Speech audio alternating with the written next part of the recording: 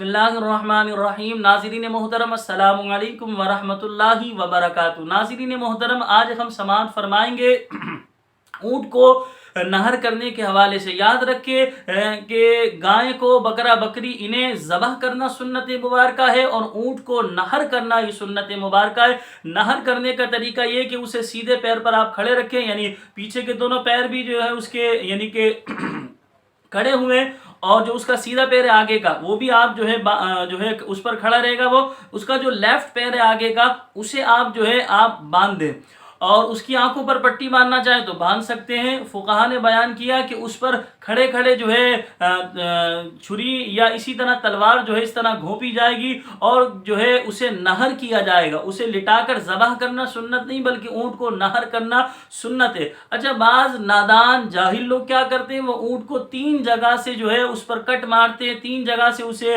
जो है छुरी मारते हैं। तो ऐसा करना कैसा? याद रखें, ये जानवर को अजियत देना है। फुकाहा ने बयान किया ऊँट को नहर करना सुन्नत है, तो आप एक ही मकाम पर, जो गले का मकाम होता है, छुरा से आप जो है खड़े उस पर मारेंगे, फवारे की तरह खून निकलेगा। अब शरई एतबार से फुकाहाए किराम इरशाद फरमाते, जब वो खून निकलेगा तो लिहाजा थोड़ी देर बाद ही वो निढाल होकर ज़मीन पर गिर जाएगा। तो इसकी जो जब इस तरह नेज़ा मारेंगे और उसकी रगें जो है वो काट देंगे, अक्सर रगों को काट दिया जाएगा, तो वो थोड़ी देर में गिर जाएगा, निढाल हो जाएगा, और उसके बाद जो है फिर आगे के मामलात जो है करने होंगे। बहरहाल आसान लफ्ज़ों में जो है गाय को या बकरा बकरी को, इन लोगों को ज़बह करना सुन्नत है, ऊँट को नहर करना सुन्नत है। ऊँट को 3 मकाम से जो कट मारे जाते हैं या छुरी घोंपी जाती है, ये शरई एतबार से जायज़ नहीं, ये जानवर पर जुल्म करना। और याद रखिए, कुर्बानी के जानवर ये तो खुश नसीब है, अल्लाह की राह में कुर्बान हो रहे हैं। और देखें आप, कुर्बानी का जानवर भी अपनी बेज़बान ज़बान से जो है वो हमें ये पैगाम देकर जाता है, खामोश ज़बान से,